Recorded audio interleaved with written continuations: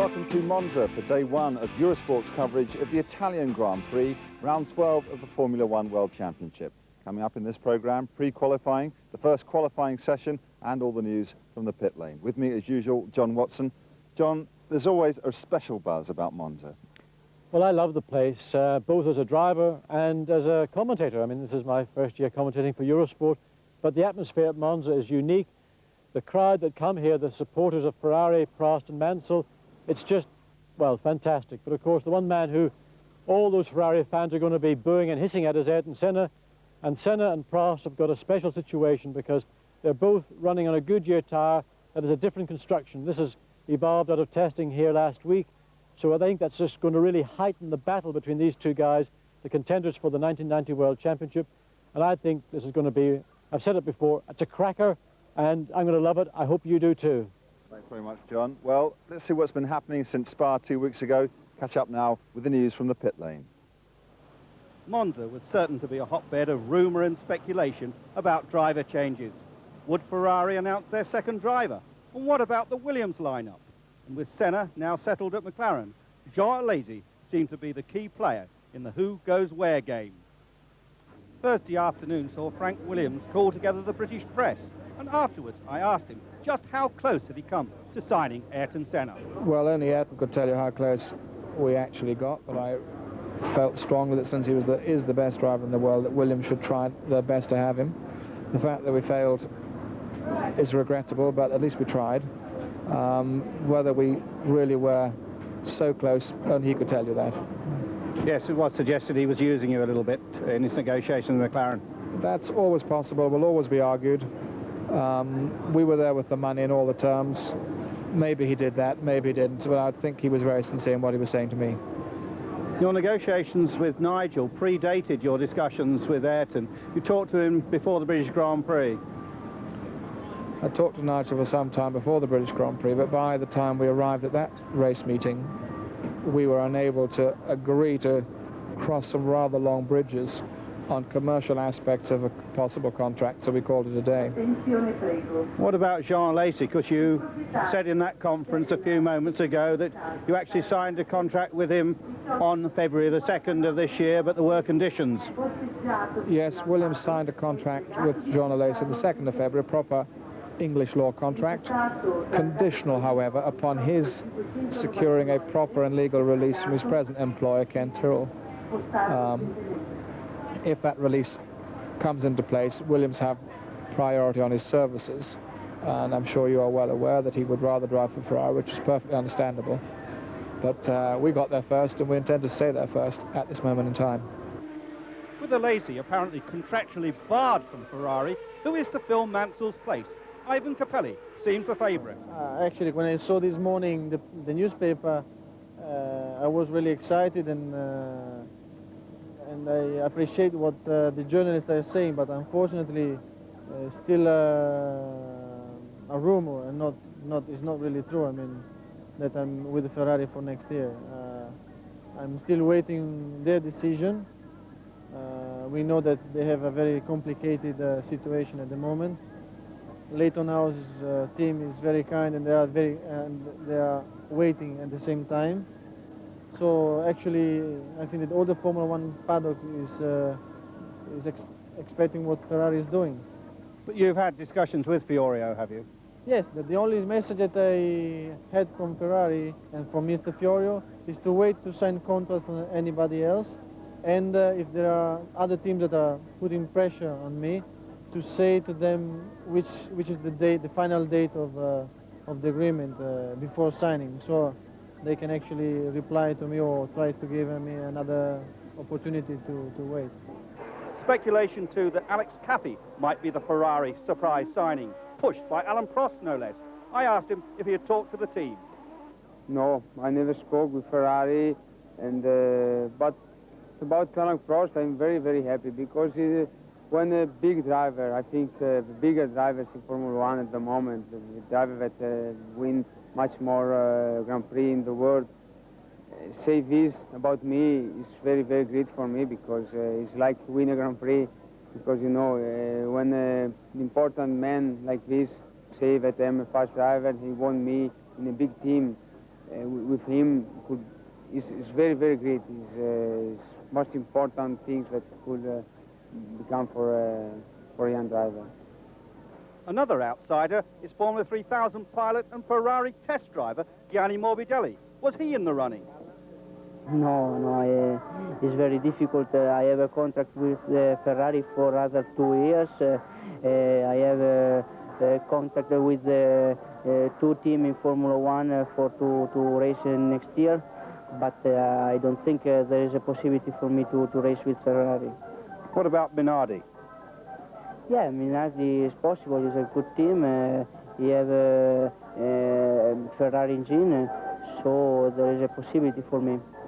So, our best bet at the moment is Capelli for Ferrari, Williams to retain Patrese and Boutsen, and Alesi contractually locked into Tyrrell.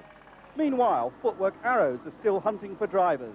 Was team manager Jackie Oliver making much progress? No, there are two things you need to get top drivers. You need a lot of money, you need success. We haven't got the success, we've got the promise of success, and I think the drivers would rather choose the teams that have got current success, because that is proven and there's less risk. So we do find ourselves in that situation.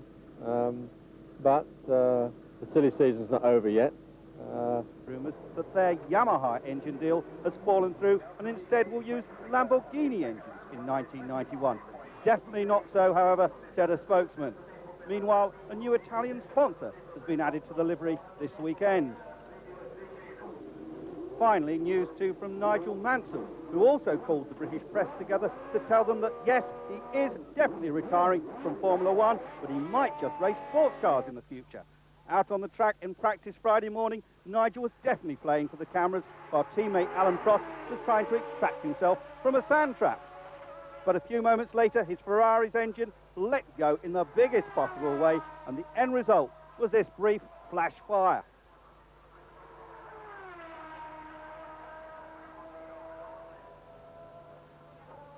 And as the man the Monza fans call the British Lion walked back to the pits, he gave those souvenir hunters something to scrabble over, possibly for the last time. Matthew. Well, I wonder if any of those drivers would reconsider their options for next year if it meant they had to drive around banking like this. This, of course, part of the old circuit here at Monza, and you can't help wondering what a sight it must have been to have been standing on the inside of one of these curves and see the cars come flying round. Well, Monza is always a special track, always a special race, largely, I think, because of the fans here. The Italians are mad for the Ferraris, and the Tifosi really make a Monza Grand Prix a special occasion.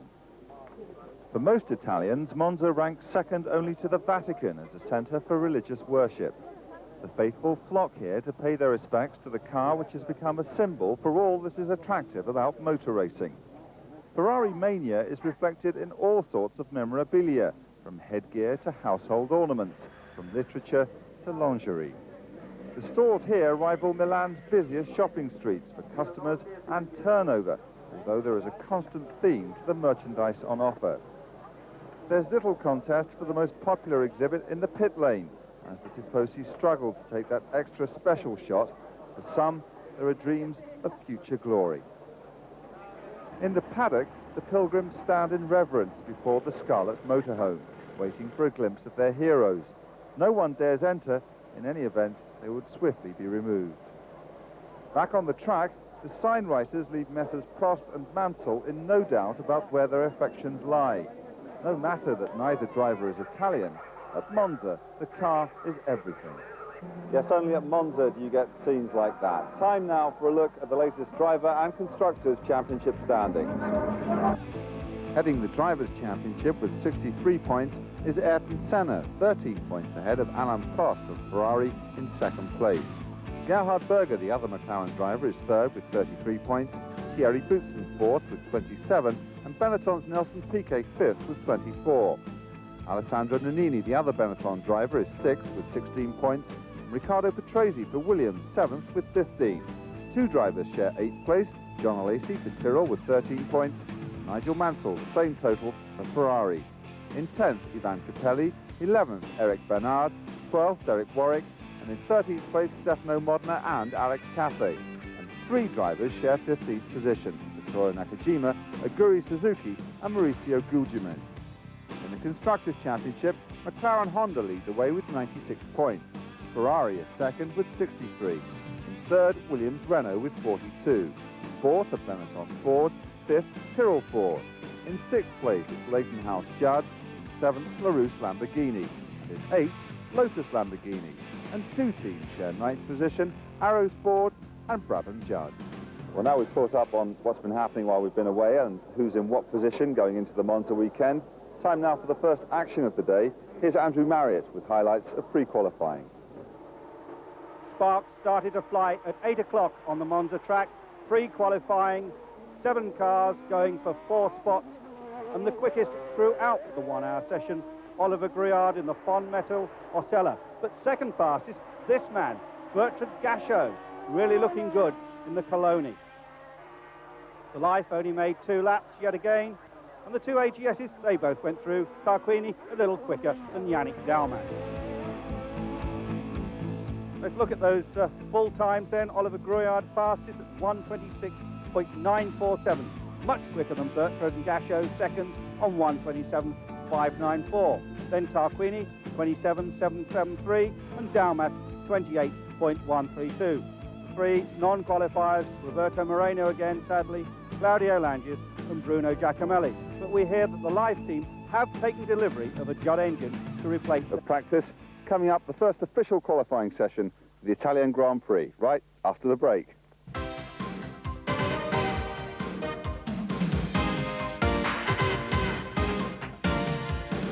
To the grandstand to watch the first qualifying session for the Italian Grand Prix. Let's join them, your commentators John Watson and Andrew Marriott.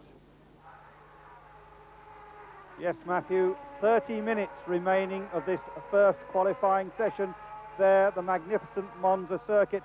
Currently Berger fastest, Mansell second, Senna third. John, what do you think?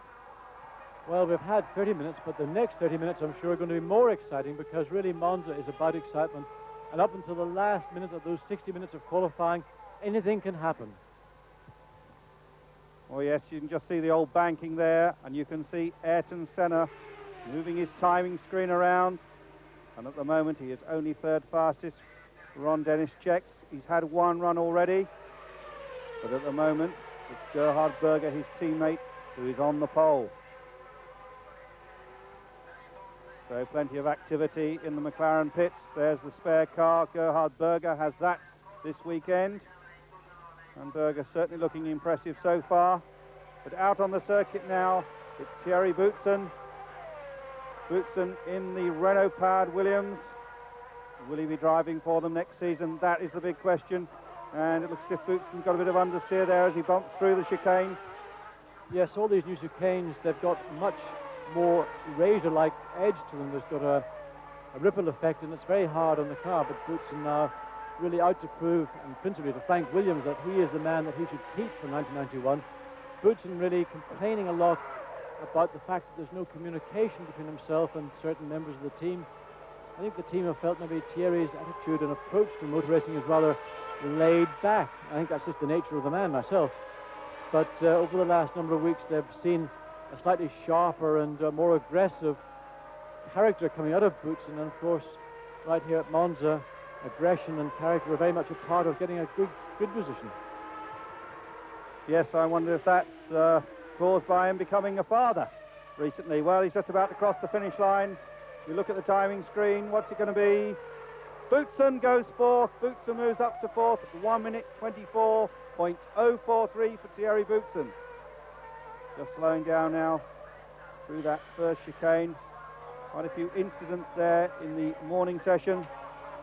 And once you get in that gravel, you're in it for good. Well, Alan Prost out now. Sparks flying from underneath the Ferrari. And John, what about Prost's chances?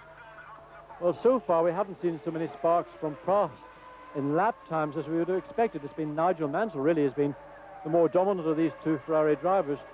And Alan Prost really, it's a very crucial race indeed for him, because wherever he finishes here is going to affect the outcome of the championship. And Monza principally is a circuit that will suit horsepower. And of course the Ferrari engine isn't considered to be quite so powerful as his rival Senna's Honda engine is. But Senna, or Prost, getting wide coming out of that Ascari chicane. That's the final of the 3 chicanes, coming down now this long straight into the Parabolica. Got Stefano Modena ahead of him, but not close enough to be a problem. But Alan Prost really needs to get his car up to the front of the grid to have really any chance of challenging Senna on the race on Sunday. It's certainly looking like a quick one as the time ticks away across the start-finish line. 1 minute 23.497. Prost moves on to the front row of the grid. That is the second fastest time so far. Now remember, Alan Prost had a huge accident here just last week during testing. He had a throttle stick open in the Lesmo corner, so maybe Alan's not entirely comfortable with racing here at Monza this weekend. Sometimes after a large shunt, it takes a few days, a few laps just to get yourself and your confidence back up again. Well, here's Jean Alesi actually on his third qualifying run. Currently the positions: Berger and Prost, Senna, Mansell, Boutsen, Alesi currently lying 6th. Then Patrese and Piquet and Nannini and Warwick. They're the fastest 10 so far. I wonder if Alesi can improve. Running very low downforce on this particular run. And there he goes, John. Well, Alesi is just driving the wheels off his Tyrrell. Of course, these wheels have got Pirelli tyres on them, and that's part of the reason why Alesi is so quick. Remember, his Cosworth engine's got about 70 horsepower less than, let's say, the Honda engine has. But Alesi's absolutely a bullion. Oh, my... that almost could have been the end of Alesi's Italian Grand Prix 1990. If that car had snapped sideways any more, he'd have been into that barrier. Yes, very exciting driver to watch. And that super shot from the helicopter. You just see that Parabolica corner. And now Alesi coming back to the start-finish line, going very wide again. What's his time going to be? 1:24.2. He hasn't improved, but still a great performance by Alesi, still on the third row of the grid. Now here he is, Ayrton Senna. What's he going to do about this? Remember, he is not on the front row of the grid yet. This is his second run. Goes on the quick run now, and John, talk us through it. Well, let's see Senna through this first chicane. That's adjudged to me, well, immaculate. That's all I can say. That's the way everybody should go through the first chicane. It is clean, it is neat. Here we are in car going through the Curva Grande. This is a long flat out. He's just taken 6th gear, probably coming up to about 180 miles an hour now, braking down to 2nd gear, but it's very tight, left, right, and again trying to keep off the curves as much as possible. Now coming down to this wonderful Lesmo 1 corner, the most difficult, I think, of the 2 Lesmo corners, and then into the very much quicker Lesmo 2, and the car running right out. And this is where Senna had an enormous moment, and again, 1 week ago testing, he ran the car across that curb. In fact, he destroyed the chassis doing it. Now coming down to the 3rd chicane, this is what sometimes is called the Ascari chicane. It's the quickest of the 3, left, right, and then flat out to his final left, up the curb a little bit, but Senna keeping well off that. And really, in the last season, Andrew, I think Senna's really developed this technique, these wonderful fast qualifying laps, but not riding over the curbs. We see other drivers doing it. Into Parabolica, getting on the park. My goodness, he ran wide there, I tell you. That was almost off the track, but he kept under control, kept the power on, and now coming across the line. What's the time, Andrew? Not quite there, John. It's there now. Coming up our timing screen very quickly. 1:22.9. Senna snatches the pole. So we knew it was going to be a quick one, and Senna has delivered yet again. Senna on his way to 50 pole positions. Looks as if he'll probably make that target this season. Meanwhile, Nigel Mansell, has he got an answer for Ayrton? There he goes. He says he is definitely retiring from Grand Prix racing, and then he offered that little pearl that he might just go sports car racing next year. He's a boy, isn't he? I hope he does, because the kind of money Nigel would command is going to increase the salaries, I hope, of all those other sports car drivers, one of whom is me, of course. But anyway, Nigel Mansell really concentrating on Monza 90 and doing a pretty good job. The Ferrari chassis, of course, is considered to be the best chassis currently in Formula One, and Ferrari will try and produce an engine to match that chassis. Now Mansell coming up to the end of that qualifying lap. Let's have a time. Yes, Mansell, a very good one. Mansell goes on to the front row of the grid. Mansell second, 1:23.141. And there's that man, Joao Alesi again. Alesi. Of course, he has Italian parents. They come from Sicily. And will he drive for Ferrari next year? Frank Williams says he most certainly won't. through this beautiful parkland. So it is a wonderful setting for a motor racing circuit here in the Royal Park at Monza. And a big moment there, and Gerhard Berger, I don't think you'd seen him, John. Well, I think Gerhard didn't look in his mirrors. I don't know whether he got a blue flag signalling a quicker car coming from behind, but Alesi very badly held up indeed. Gerhard just sort of appeared to be almost daydreaming. I don't like to say that, but I mean, he was going through the chicane, not aware. And let's look at it again. Alesi coming in on a quick lap, totally committed as Alesi is, left, across to the right, and then back to the left, but it's in the middle of this left-hand exit of the chicane. He comes across, dear old Gerhard. Gerhard out for a happy Friday afternoon drive, having completed a qualifying lap, completely destroys Alesi's final qualifying attempt. On those Pirelli tires, of course, he gets double the number of laps the Goodyear runners get, but Alesi, I'm sure, is absolutely furious at that. Yes. Now we've got Berger out on another run, and he is all over the curbs. In fact, Berger continuing that run where he messed up Alesi. And what can Berger do about this? Can he make it an all-McLaren Honda front row of the grid? This is his last chance. Just a couple of minutes of qualifying remaining. Well, I have to say, Gerhard seems to love the curves. I mean, he's making more use of the curves than anyone else we have seen so far this afternoon. Into the final chicane. And this is the most enjoyable from a driver's point of view because it's fast, it's got a nice natural flow. He runs a little bit wide, but no problem, the car under control. And now the rush down into the final corner before the start-finish line, this parabolic, or this magic corner, this very long, relatively slow entry, let's say 120 miles an hour, if you can call that slow, but a very, very fast and wide and open exit, exiting there about 170 miles an hour. And down that famous start-finish line, wonderful stand there and listen to the engines roar. But he's third, doesn't quite make it, just a tenth of a second shy of Nigel Mansell's time. So it does look as if the order at the end of Friday's qualifying is going to be Senna, Mansell, Berger and Prost, 2 McLarens and 2 Ferraris. Yes, and confirmation now, Ayrton Senna provisionally on the pole, 122.972, Mansell second fastest, 123.141, and it's Berger 23.239 and Prost 23.497. Then it's Thierry Boutsen 24.042 and a great performance from Alesi 24.159. Then Riccardo Patrese and Nelson Piquet, and completing the top 10, Alessandro Nannini and Derek Warwick going well in the Lotus Lamborghini. Then it's Bernard and Donnelly, 2 more Lamborghini-powered drivers, Gugelmin Martini, Nakajima, Capelli, Modena, Suzuki, Alio and Gruillard. That's the top 20. 21st is Cesaris, and it's Alboreto, Pirro, Capi, all those Italians together. Then Tarquini and Barilla. They're the last ones in. 27th and currently out of the race, David Brabham. Then Yannick Dalmas, Nicola Larini and Bertrand Gachot. After that great pre-qualifying performance, he's only 30th. So Friday's qualifying showing that Ayrton Senna is still the man to beat here at Monza, a race, John, he's never ever won. Well, that's very nearly all we have time for from an exciting first day of the Eurosport coverage of the Italian Grand Prix. With me, a rather quiet Riccardo Patrese. Riccardo, any comment on the first day here at Monza?